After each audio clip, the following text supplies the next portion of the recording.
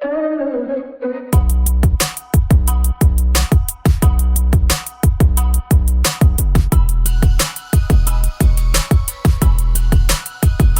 have to just be upfront. Absorption can never be guaranteed. There's no way. And I get some companies that say we want a guarantee that this person will be absorbed. You cannot. It's impossible to guarantee that. So let's just put that up front. But there are different ways that you can do absorption. You can get your absorption points. So what we do is where companies need to implement the learnerships, and we get the learners actually hosted with smaller organizations. The best way to ensure that you can get that absorption, like 90% of the absorption, is the support. So the last point there, the support is of absolute importance. Often we have companies that implement BEE, and the HR managers, training managers are just told, make it happen. You need to spend on learnerships, you need to spend on this, and we need that absorption points. And they have no idea how to get that absorption points. The most important thing there is the support. So when a learner comes in on a learnership, so absorption points, you can get only from either from your learners being placed on a learnership, and at the end of the 12 months, they then given a permanent position. Or if a graduate comes into the organization and at the end of their internship, they are given permanent employment, then the absorption points come into effect. So just in terms of absorption, it's that the person has to be given permanent employment thereafter. It cannot be a fixed contract again after that, because it will be rejected.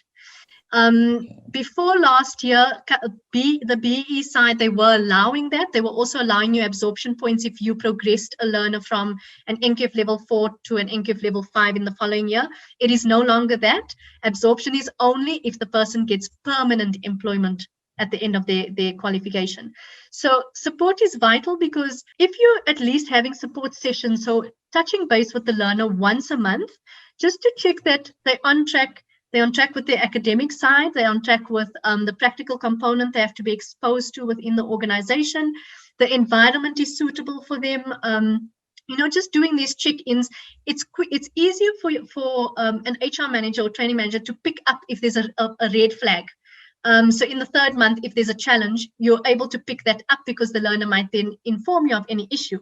On the other hand, also, it's very good, which I think this is a point that a lot of companies forget, is that yes, the learner needs support, but also provide the support to the supervisor. Because what I see often is that learnerships are implemented and a supervisor is just informed, or the divisional manager is, you are getting these learners and see what you do with these learners for the next 12 months. And they have no clue what to do with this learner. They don't understand the logbook. So it's very important to have one, when the learnership actually starts or a graduate program starts, have an induction with both the learner and the supervisor.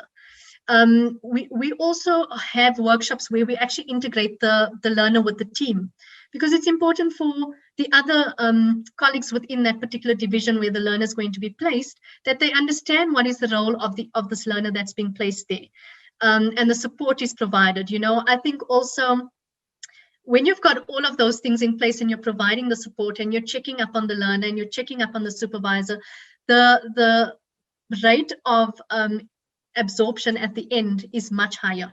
Whereas if you just left them to do whatever they're doing for the 12 months and you get to the end and you can't understand why the supervisor does not want to deal with this person, or the learner does not actually want to have any employment with the organization. So very important, if you want those absorption points, provide the support. The other way also is, if you can't as a company host these learners, have them placed in your supply chain. So if you have, I'm just going to show you how you can get other points in BEE. If you've got Black-owned suppliers within your supply chain, approach them and ask them, are they looking for additional resources that can be placed in the organization? Find out exactly what are their needs. Maybe it is just general administration, so you would then just look at a very basic business administration learnership. But if they say, which a lot of them need this as an SME, is the digital presence, the social media marketing. That is, it's really an important point that a small business needs. So look at then placing a learner on one of Red and Yellow's learnerships, place that learner in your Black supplier. And so if you provide that learner to the small business, and that small business is able to take them on permanently at the end of the year, then you as the company are getting that absorption points. If you get to the end of the year and the small business says to you, I love this candidate so much, but I don't have the financial capacity to take this person on permanently. The company can then get more points by saying to them, well, we will provide you with a donation. We'll call it a donation. So if the company is already a supplier to them, it will be supplier development. So they would give, let's say, for example, 60,000 Rand to the small business. And that is 5,000 Rand. Is it 5,000? Yeah, 5,000 Rand a month for 12 months. And that covers the salary. It takes the burden off the small business. But because it's a permanent contract that the learner is getting, the company then gets, they can claim points for job creation. So not only you're getting points for skills development, you're getting points for supplier development, and you're getting points for job creation.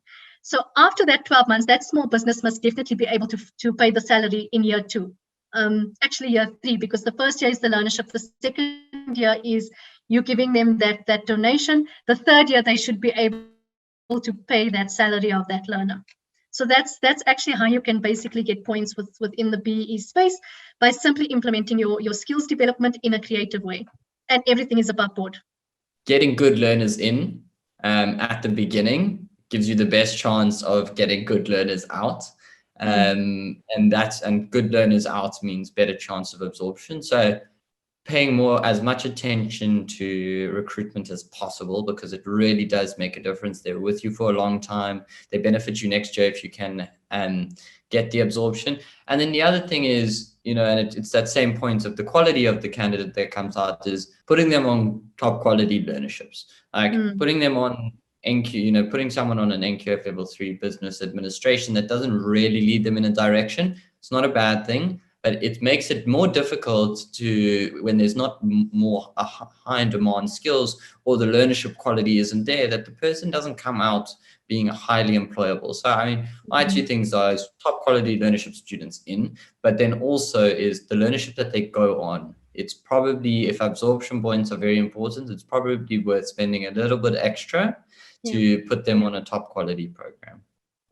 Yes, and just to add to that, Stephen, another thing that companies should start really looking at, and HR managers and training managers, is when the recruitment happens, because what often happens is a company needs to spend on the skills, and they just approach a training provider and ask, can you implement my learnerships, and they leave it at that.